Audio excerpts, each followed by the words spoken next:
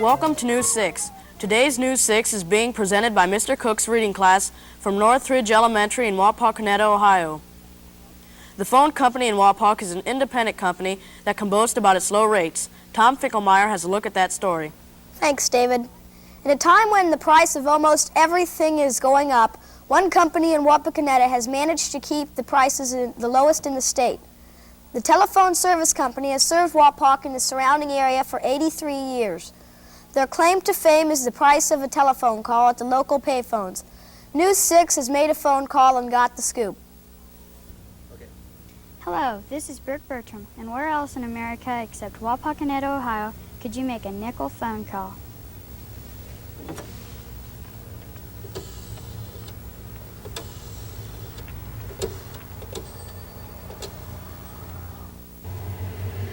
I'd like to speak to the president of the phone company, please.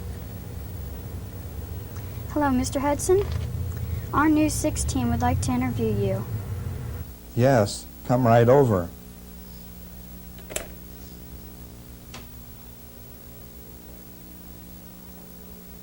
Boy, you got here quickly. You have to be fast in television. Thank you for seeing us. We have a few questions to ask you. When was your company first founded? In the year 1888. How many square miles does your company operate? Our company operates in a 10-mile square area, including Wapakoneta, Cridersville, Uniopolis, St. John's, and Moulton, Ohio. How can you keep local phone rates at only 5 cents, and how do your rates compare with other companies in this area? All of our rates are the lowest in the state of Ohio, and we also have the best service in the state of Ohio. Is it true you've had only 2 rate increases since 1952? This is true, one in 1952 and one in 1975. We've heard that your company has a special scholarship program. Can you tell us about it?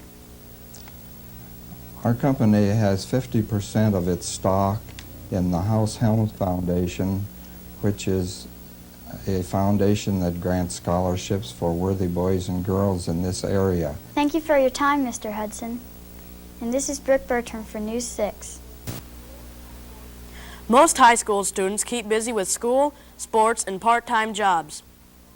One student in Wapak not only works part-time, he is the boss. Here with that story is David Lytle. Thank you, David. Mike Perry is a student in Wapakoneta. He's also the owner of Mike's Bike Shop. He started in this business because he thought it would be fun and because there is no other bike shop in Wapakoneta that sells BMX racing bikes.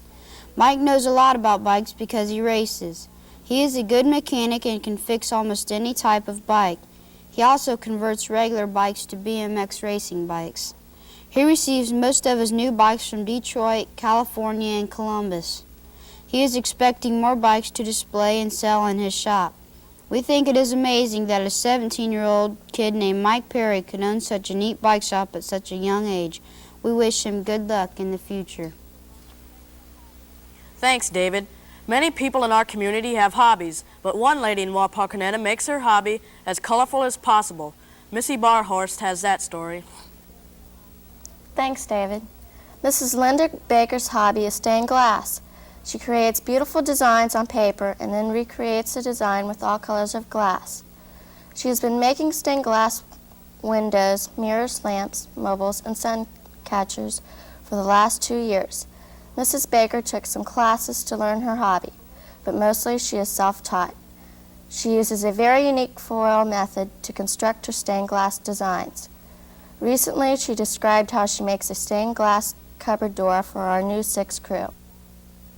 You start with a design, make your own patterns. Sometimes the patterns come, for instance, in a lamp. This is my glass cutter that I use, and we simply apply the pressure to it, break it very cautiously. I grind it on this grinder to remove all rough edges.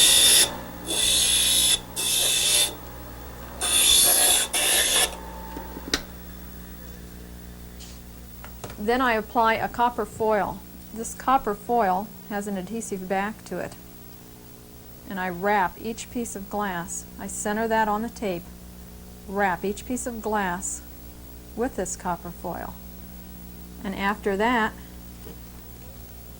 we are able to solder right over the copper foil, which gives us a nice bead effect. Mrs. Baker will display her work at the Arts and Crafts Show sponsored by the Wapakoneta Decker Club, Saturday, November 21st at Wapakoneta High School. Thanks, Missy. Wapakoneta became known nationwide a number of years ago when one of its former residents became the first man to walk on the moon. Don Schoolcraft has that story. Thanks, David. Neil Armstrong walked on the moon in 1969. He was a former resident of Wapakoneta. In fact, his parents still live there. To commemorate this astronaut and his historical walk, a museum was built in Wapakoneta in 1971.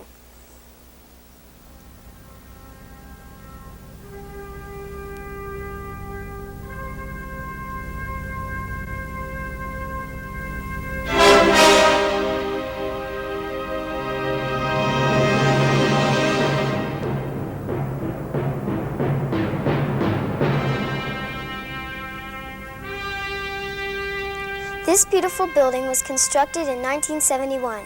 The large dome resembles the moon rising behind a hillside.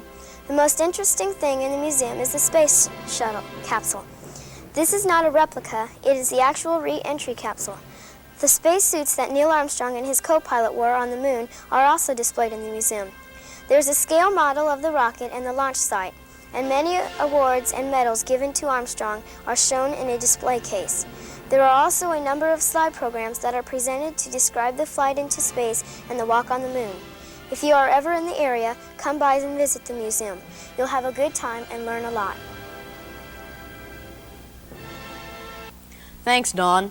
Most people have seen a sheriff's department, but our News 6 crew saw the sheriff's department a whole new way. Tom Fickelmeyer has that story. None of the students in our class are criminals, but we thought it would be interesting to see what happens to criminals when they are arrested. Brian Wildermuth volunteered to be the prisoner as Mr. John Esley, the jailkeeper, explained the arrest procedure. After the deputy brings them in, it's my job to fill out the paperwork, the book-in cards, his medical evaluation,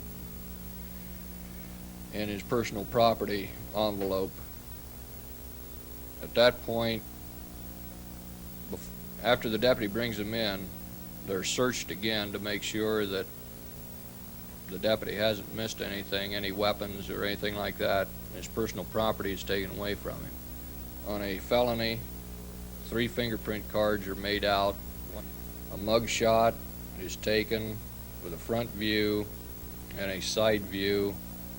He's permitted to make a phone call or a series of phone calls in which he can contact somebody to let them know where he is at, and he's permitted to call his attorney. At that time, he's taken to whichever cell he's been assigned to. That's all for News 6 today. Next week's News 6 will be presented by the 6th grade class, Hopewell Loudon School in Bascom, Ohio. Thanks for watching.